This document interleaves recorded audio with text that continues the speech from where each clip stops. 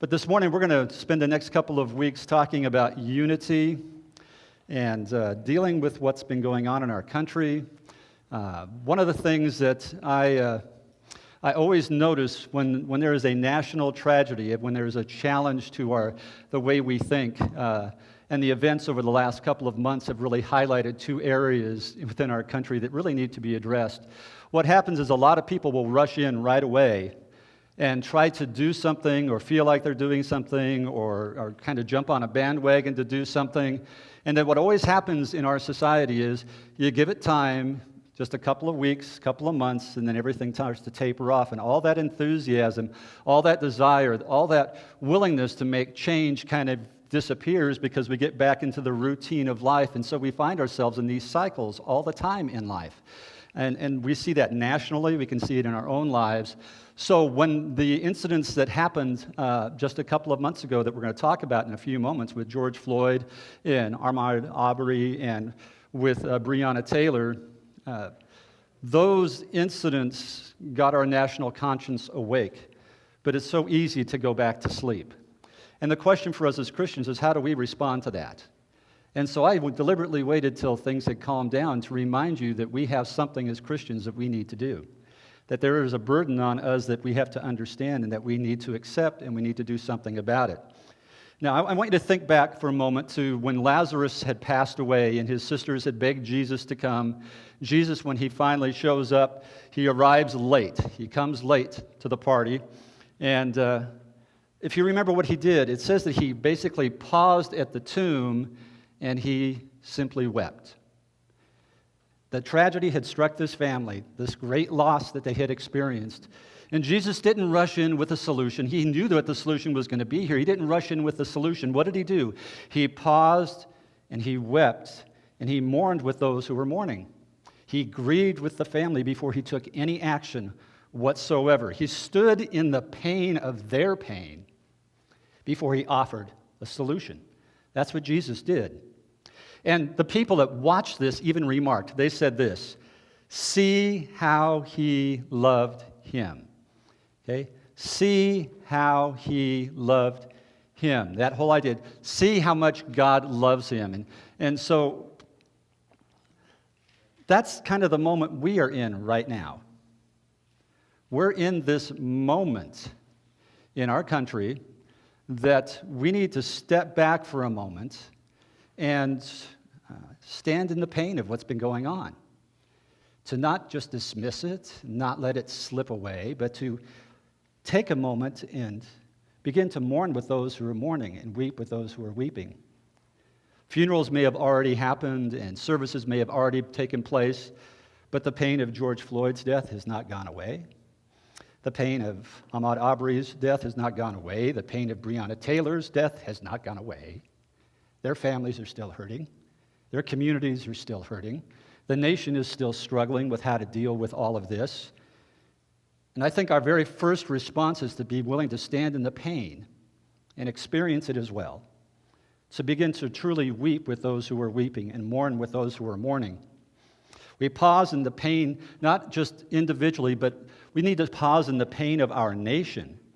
Because our nation is in pain right now. And we need to connect those losses, those current losses that we've experienced, to the current of racism that has gone on in our country for far too long. It has gone on way, way too long. And anybody who is awake enough to see this realizes it's the truth. So we need to just kind of step back first and foremost as we begin to talk about this and be willing to weep with those who are weeping. Not to dismiss their pain, not to excuse their pain, but to stand in their pain. Because their pain is our pain. This is our country. Their pain is our pain. It's not just good enough for us to become sad about these events. It's so easy to say, I'm so sad that this happened. It's too bad that this happened. Sadness isn't enough. Because sadness isn't personal. You can be sad about something and not really be personally connected to it. Just like when you're driving out of Walmart and you see some destitute person, you're kind of sad for them, but you're not emotionally invested in them. You're not connected to them. You just kind of go on your way. And we do this every day without even thinking. And we might feel sad, but that doesn't really mean anything. It needs to become personal.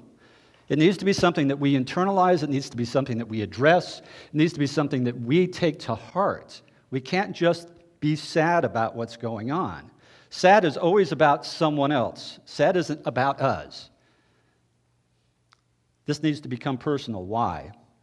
Well, I want to quote Martin Luther King, and I know it's always dangerous for a white pastor to quote Martin Luther King. It's like we're taking advantage of his history and his memory, but I want to tell you something. He had great words to say, and I got to hear him speak. I got to see him speak, got to experience that. He lived when I lived. He impacted my life greatly during all that time in the late 60s because I was just a young man, very impressionable, and I heard his words, and they still resonate in my heart today. One of the things he said was this: injustice anywhere is a threat to justice everywhere. Injustice anywhere is a threat to justice everywhere. And just being sad about the injustice misses the point. It misses the significance of the moment that we stand in our country.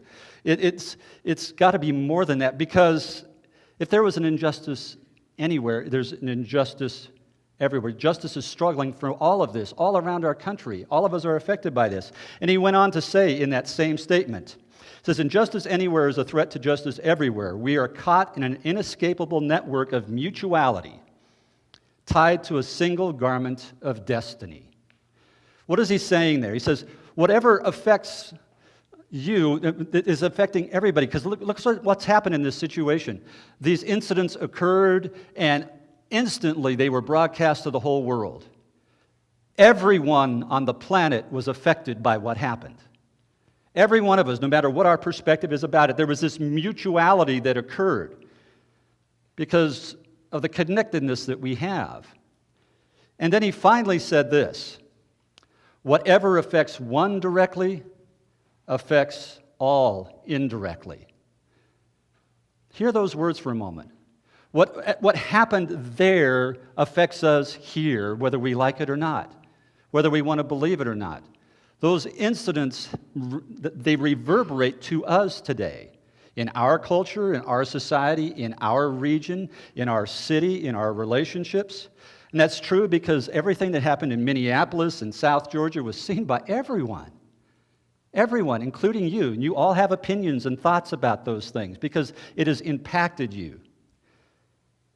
And what he was really saying is, there is no them, there is only us. Because we are interconnected, whether we realize it or not. We are impacted by these events that have happened in the world.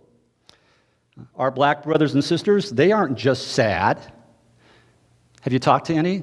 They're not sad, they're mad. They're not only mad, they're afraid. Okay, they are. Our black brothers and sisters are struggling with this. When they saw, and when a black person sees what happened to George Floyd, and that whole incident, they don't just see a 46-year-old black male on the ground with a knee on his throat. They see themselves. They see their sons or their grandchildren. They also see all the progress that this country had made to a point destroyed. And they're wondering, is there any hope for our country? Is there any hope for this problem? You know, and here's what drives me nuts, is you get these factions in our society. You get the far right and the far left, right? And the far left is taking this in a direction that just wants to make things crazy, and the far right is just fighting against everything, acting like, hey, this is no big deal, and they're all agreeing with each other. And you have far left churches and you have far right churches, and they are so comfortable because they're so exclusionary to anybody who does not think like themselves. They don't want to deal with the real issue. But what I have found in life, life doesn't work that way. Life is messy, and if you want to solve a problem, you can't go to one extreme or the other. You will find that there's something in the middle that needs to be addressed. It's what's in the center that we need to discuss. It's that messy, ugly middle that is not easy to deal with. But that's why we're talking about it today, because it is messy. It is not easy. It is difficult. The truth is rarely found in the extremes. It's always found where things overlap. So let's look at some truth this morning. And let's get our hearts where it needs to be, because the messy middle is uncomfortable, and you may not like what we have to say today, but this is where you often find the solution to problems. And for Christians, this is where it's at. And Here's something you just need to know. Facts aren't fair, okay? Facts aren't fair. Facts are facts, okay? But also, facts don't care. Facts aren't fair, and facts don't care. They don't care whether you agree with them or disagree with them. Set facts are facts, and they're not always fair. Here's a fact, like it or not. White people fear black men. That's not fair. It's a fact, though. White people fear black men. That's not fair. And our fear of black men is rarely, if ever, connected to our personal experience that we've had. But it's there. Okay? Studies have shown over and over that this is less about racism and more about something else that's going on inside of us. And that is not fair to a black person or a white person. But it is a fact. Whether we want to agree with it or not, you can't change the fact. Even the Reverend Jesse Jackson, a noted liberator of black people who had a significant role when the 60s happened and the 70s and all that transpired to begin to move our nation in the right direction. He even said this, because not only does the fear of black men infect white people, it can infect black people as well. Notice what he says. There is nothing more painful for me at this stage in my life than to walk down the street and hear footsteps and start to think about robbery and then look around and see it's somebody white and feel relieved. Broke his heart that he had that. That innate fear, it seemed like. Is that fair? No, but facts don't care. Facts don't care. Facts aren't fair, facts don't care. But the fact is, we struggle with this. Another fact, black men suffer from what is called the fearful gaze, where of white people, white men and white women, that they're looked at a certain way that conjures up fear in their heart. The majority of African Americans don't trust the criminal justice system. Just a fact. You don't believe me? Read all the studies. It's just a fact. It's the truth. But facts aren't fair. Facts don't care. Okay? Is that fair to the police officers? No, it's not fair to the police officers. They fear the police. But do all police deserve to be feared? No, but it's true. There is a fear among our black brothers and sisters of the system and the police within that system. Is that fair? I mean, most of the law officers that I know, by and large, are great people. They get into the service of helping others because they want to make a difference. They risk their lives every day. They never know if they're going to come home at night.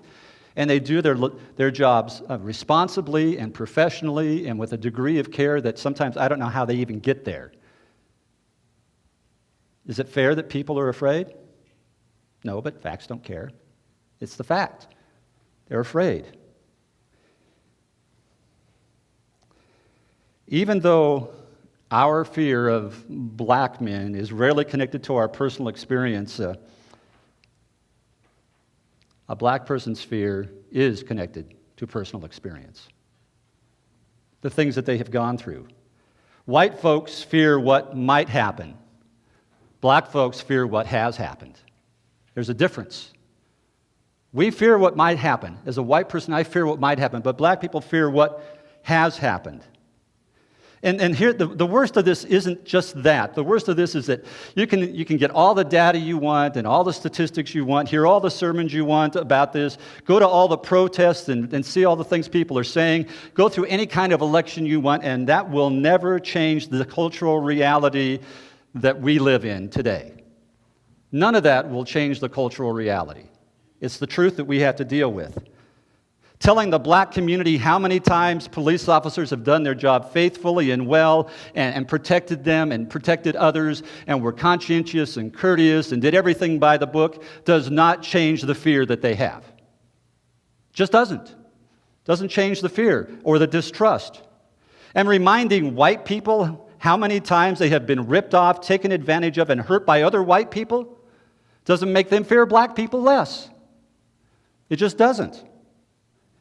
I mean, if you're afraid of flying, and some people are. It doesn't matter what the statistics say. Oh yes, flying is still the safest form of transportation on the planet. It is the safest way to get from A to B. I can give you all the statistics, I can try, but does that change your fear of flying?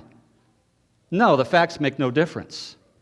They just don't make difference. If you're afraid of flying, why? Facts rarely replace fear. Facts don't build trust.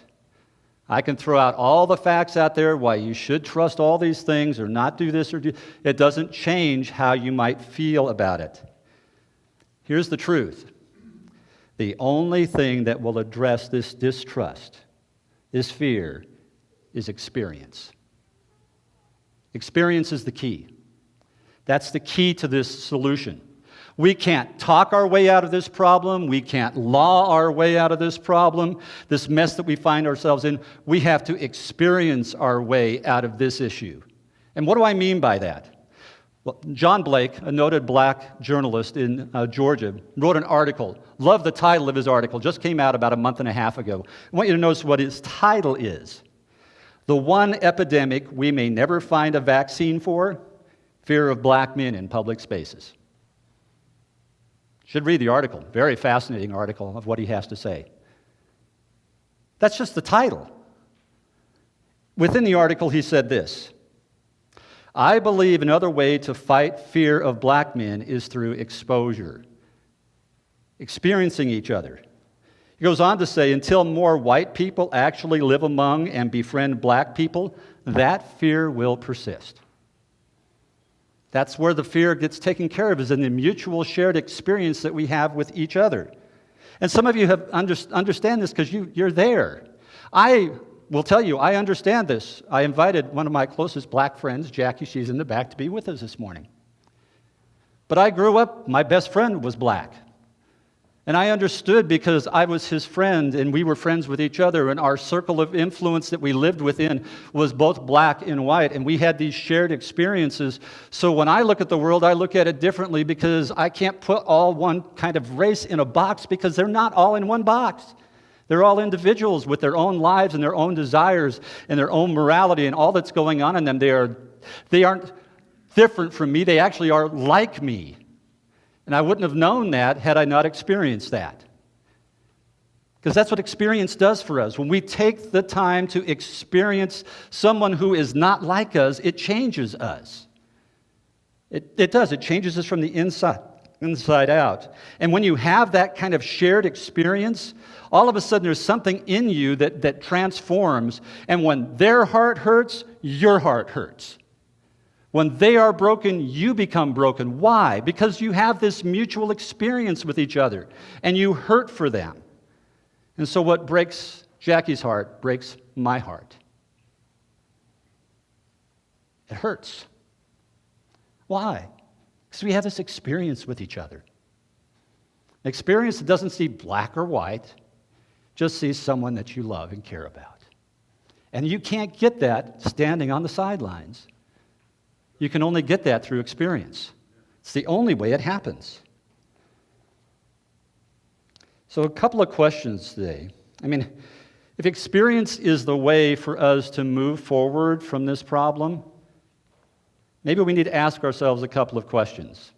The first one would be this: how do people who don't look like you experience you? How do people who don't look like you experience you? Not what do you think about people who don't look like you? That's not the question to ask. Not how do you feel about people who don't look like you? That's not the question. Not what do you believe about people who don't look like you? That's not the question either. The question is, how do people who don't look like you experience you? When they encounter you, what do they experience?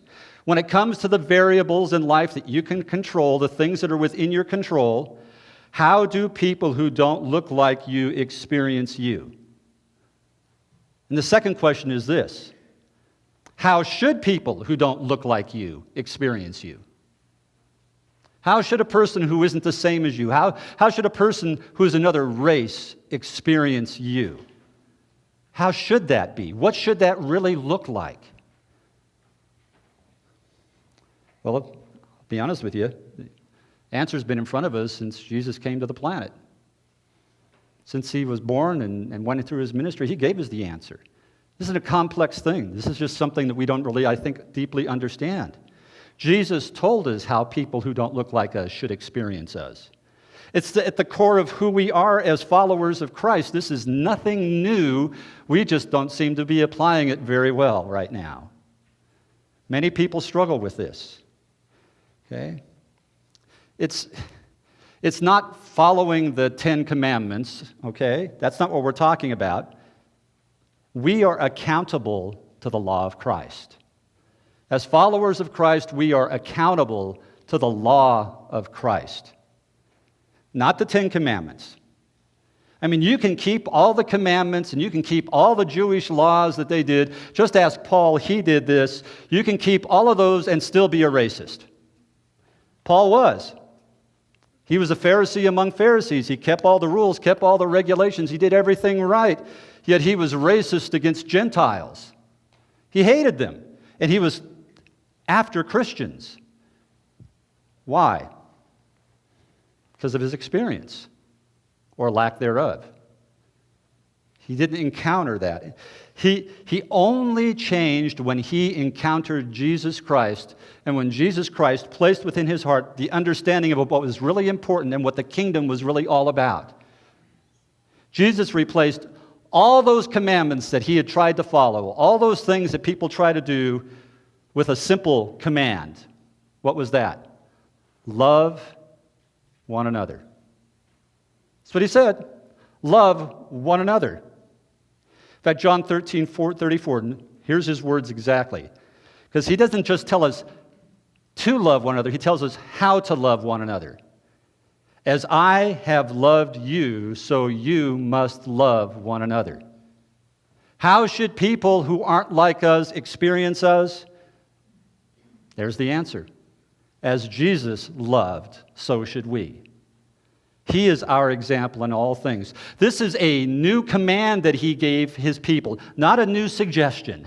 Okay, you know the difference, right? It's not a suggestion. This is a command to love one another as he has loved us. Continue on in that verse. As I have loved you, you must love one another. By this, everyone will know that you are my disciples, if you love one another as I have loved you. You want people to know that you are a follower of Christ, then you love like Jesus loves, no matter what. And look at his life, and who did he love, and who did he interact with, and where did he spend his time? Okay? How should people who don't look like you experience you? Like that. They should experience you through the love of Jesus, like Jesus loved other people. I mean, Paul shows us what it looks like. He even explains it in Galatians chapter 6, verse 2. He said, carry one another's burdens, and in this way you fulfill the law of Christ.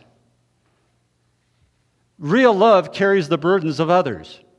Real love engages. I mean, I just think about, who did Jesus hang out with? He hung out with the people nobody else wanted to hang out with. Why? Because his love didn't see people for anything other than his children. People that needed him. People that deserved to be loved by him. Okay? And when we do what Paul suggests here about carrying others' burdens, when you have that shared experience with someone who's not like you, all of a sudden their concerns become my concerns. And when I'm doing that, I am now fulfilling the law of Christ, because that's the law of love. When what hurts them and breaks them hurts me and breaks me, I'm not just sad about it. I'm broken over it.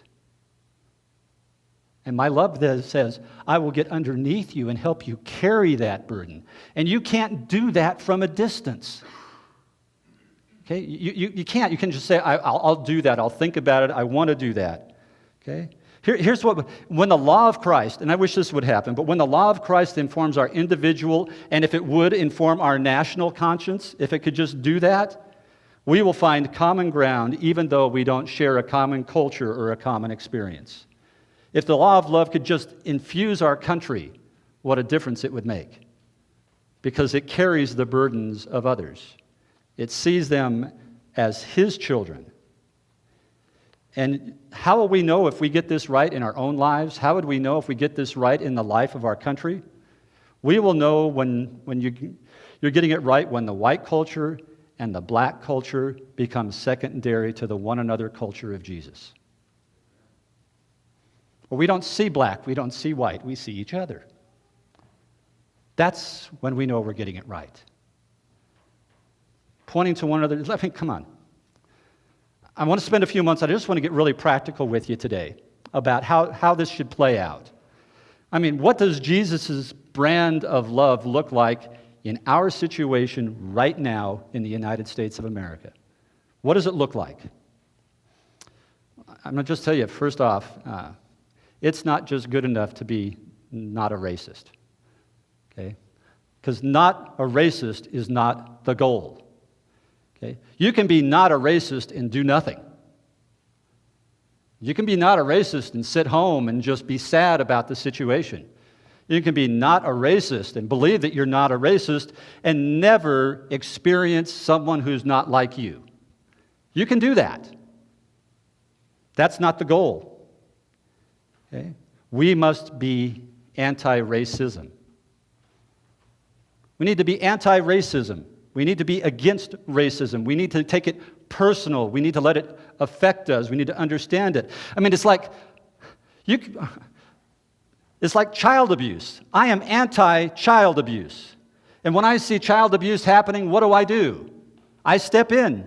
I say something. I protect a child. I report it to the police. I do whatever I can when there's abuse. Why? Because I am anti-child abuse. I'm anti-bullying. When I see kids bullying each other, I just don't look at it and say, I'm against bullying.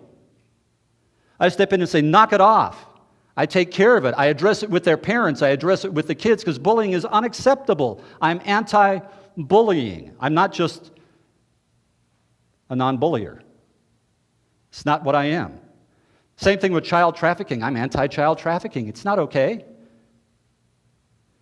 I mean, as a parent, I was anti my children showing disrespect to my wife. It wasn't okay for them to disrespect Dora. If they disrespected Dora, I was against that, and they knew it, and they paid a price for it because it was important to me. So it's not just good enough to be non-racist. We have to become anti-racist. We need to do something about what's going on. When you are anti-racist, you speak up when you see it. You speak up when you hear about it. You do something. You just don't remain silent and say, isn't that such a sad situation? Because love carries the burdens of others. That's what love does.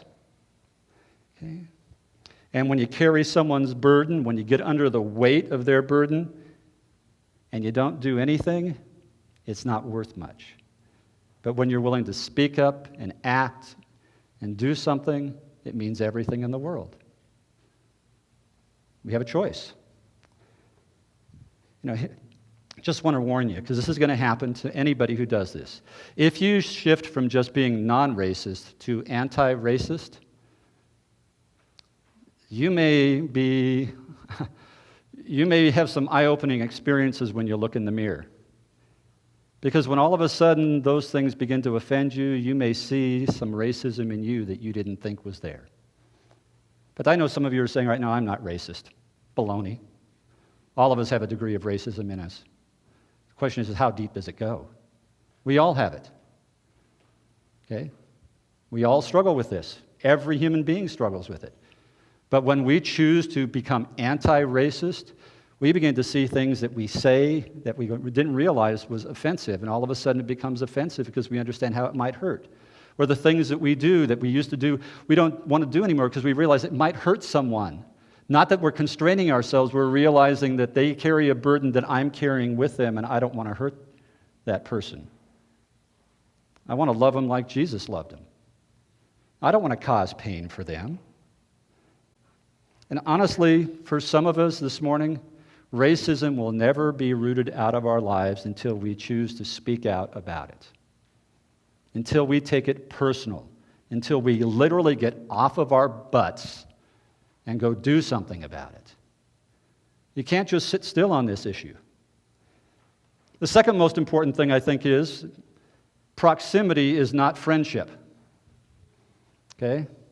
It's not good enough for you to say, I know a black person. I work with a black person. Hey, you all know we have a black worship leader, right? Does that make you not racist? No, that's just proximity, right? I know that doesn't do anything. You have to have a friendship with someone. You got to go beyond that. You need to connect at a deeper level. Again, that's why I asked Jackie to come this morning, because she is one of my closest and dearest friends. And I had her come hold me accountable, whether she knows it or not. Because I'm not going to tell you something that she hasn't experienced. We are friends. We've cried together. We've prayed together. We've held hands together. We have struggled together. And her plight is my plight. I'm not content being non-racist. That's not good enough. We need to stand up and do something. And it's going to require friendship for you to feel the same thing. You can't manufacture something that you've never experienced. You just can't. Okay? You need to pursue friendships with people who aren't like you. You need to deliberately go out of your way and make that happen. I mean, Jesus pursued people whose lifestyle was nothing like his. I mean, come on, look at his closest followers that he surrounded. He had fishermen, right? He had a tax collector. He had Pharisees around him. He had common folk. He had the elite around him. He had a lot of people who didn't look like him that were around him. He even had people who didn't like him around him. Jesus experienced all of that. And the night before his death, surrounded by that really diverse group of people that came from all walks of life, he said this, I have called you friends.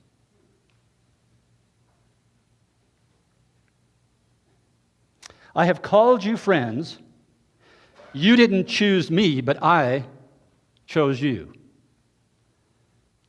I stepped into your life. I chose to experience life with you. I chose to get out of my comfort zone and into your life because your life was precious to me. I chose you. You didn't choose me. And that's how he loved. And that's how we should love. Intentionally creating opportunities to have friendships with people who are not like us. Why? So that we can understand their heart. We can understand their fears. We can understand the pain that people go through. And I'm not just talking about race here. This is with anyone who's not like you. But especially for someone who's from a different culture or a different race. If we don't know how people who experience the world differently than we do, then we will never bear the burdens and we will never fulfill the law of Christ. If we don't do it, we're not going to get there. If you and I don't step into the life of others, we will never be able to fulfill the law of Christ. Maybe sad, or maybe mad, and you may bear the label of Christian. If you're just sad as a Christian, or if you're just mad as a Christian, or if you just say, I'm a follower of Christ, I'm a Christian, then that doesn't mean you're truly a follower of Jesus. You can wear the label and not be a follower. The reason why people are the way they are isn't their problem. The reason why you look at people the way you do isn't their problem. That's our problem. Because we have not taken the time to experience their life. We have not taken the time to understand where they're coming from. That's on us. We own that. When we just listen to talking heads and we just listen to opinions and we don't interact with the people who actually are affected by what's going on, that's our problem. We don't understand them because we've chosen not to understand another person's point of view because we've not entered their life. Jesus did just the opposite. And for us, if we want to get past this problem, that's got to end. It just has to simply end. It's got to go away.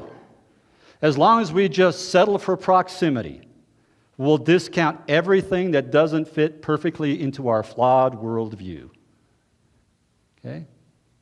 Because proximity doesn't give you clarity. Proximity gives you affiliation. It doesn't give you friendship. Proximity doesn't give you understanding. It gives you excuses. Oh, I know a somebody. I am close to a somebody. I live in the neighborhood with a somebody. But are you doing life with that person? Have you chosen to experience that person? I mean, when it comes to the variables that you can control, the things that you can control in life, how do people who don't look like you experience you? What do they see when they see you? How do they interact when they interact with you? Here's my challenge. Seriously, will you, regardless of the color of your skin, not simply be content? Not just simply be content with being non-racist, but become anti-racist? Will you do that? Will you risk the pain? Will you stop all that stuff out there? Will all lives matter? Okay? I love everybody. Shut up. Go out and love somebody. Stop telling me you love everybody. Stop telling me all lives matter, and show me that that's the truth.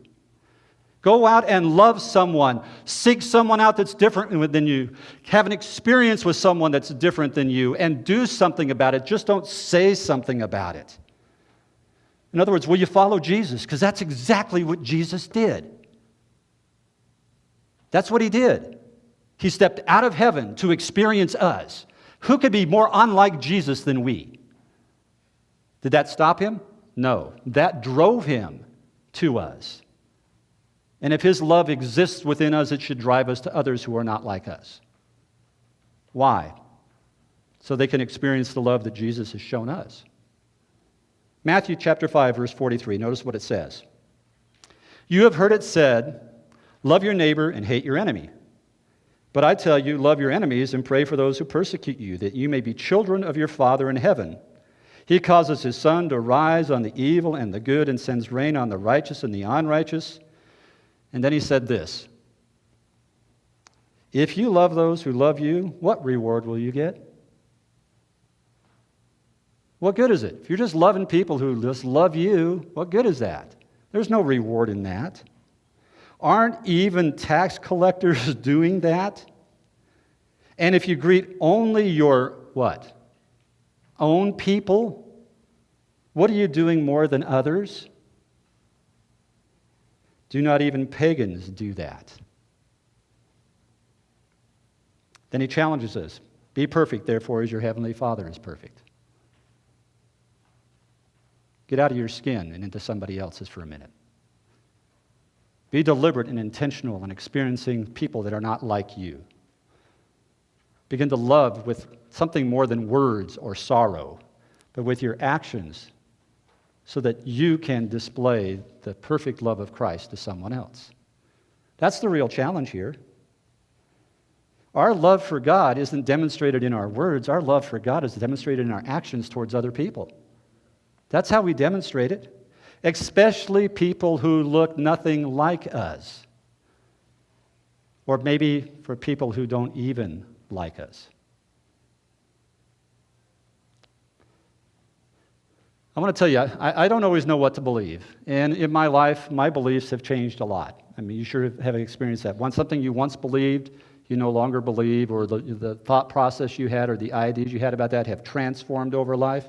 My views on a lot of topics in life have morphed and changed and evolved as my experience has brought that about in my life. Same thing happens to each and every one of you.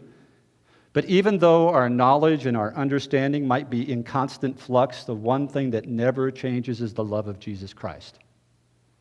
It doesn't change. It's constant. And my ignorance or lack of insight should not impede my ability to put others first.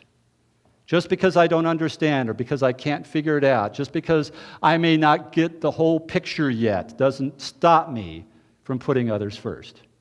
Because that's the law of love. That's the law of Christ. Not knowing exactly what I believe, I don't always have to know that to know what love requires of me. I don't have to understand everything to know what love requires of me. And the reality is, love is mandating that you and I, as followers of Jesus Christ, do something. I'm not saying get up and march in the streets. I'm not saying join some group.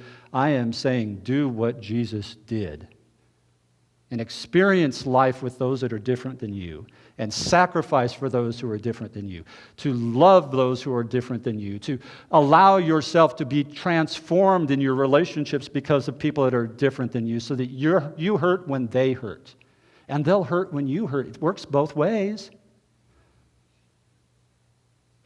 If we can do that, we can not lose this moment. Or you can be content. You can be content with where you are right now. And I bet some of you are thinking that right now. I don't agree with much of what he says. I'm not a racist. This doesn't apply to me. Fine, go look in the mirror and realize how racist a statement that really is. Because you're denying the reality of who we are as human beings. This is a problem that we all struggle with. Okay? We all struggle with it. I'm not saying racism just about black and white. It can be red, yellow, black, and white. If somebody that is different than you, we struggle sometimes, and often deeply. And God says, here's the solution. Do what Jesus did. Leave your world and enter theirs. Experience their life, and then be willing to sacrifice for them. And Jesus gave us his life to show us what that looked like. Realize this. When you walk out of here today and you run into someone who's different than you, my question is, what are they going to experience? Because you are somebody's experience. You are somebody's experience. So answer the question, how do people who don't look like you experience you? You know, Jesus, when he was on this earth, he looked over his shoulder, and regardless of how you looked, he simply said to the people around, come follow me. He didn't look at their race, he didn't look at their gender, he didn't look at their status, he didn't look at their job, he didn't look at their education. He just simply looks over his shoulder and says, come follow me. Just come follow me. And I will show you what love requires of you. If you'll just follow me, I'll show you what love requires of you. And if we accept that simple invitation, perhaps in time we'll lose our fear of flying. Perhaps we'll silence our fear of black men. Perhaps we'll see men and women, fathers and mothers, instead of just uniforms and badges. Perhaps in the chaos of the blue lights and the sirens, we will see someone's son or someone's daughter. And perhaps someday it will finally dawn on all of us that whatever affects one of us directly affects all of us indirectly. The choice is yours. How do people who don't look like you experience you? Let's pray.